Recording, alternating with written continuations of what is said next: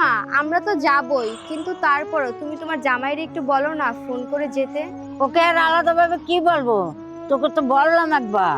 না মা, তাই বললে হয়? তোমার জামাই হয়তো। এই নাও, আমার কাছে এসেছে, তুমি বলো, আমি ফোনটা দিচ্ছি। এই নাও, ধরো। কি মা? হ্যাঁ হ্যাঁ। হ্যাঁ মা, ভালো আছি। আপনি ভালো আছেন তো? আমার প্রণাম নেবেন। হ্যাঁ হ্যাঁ, তোমরা তাহলে চলে আসো, আমি রাখছি এখন। কি হলো মা, ফোনটা কেটে দিল?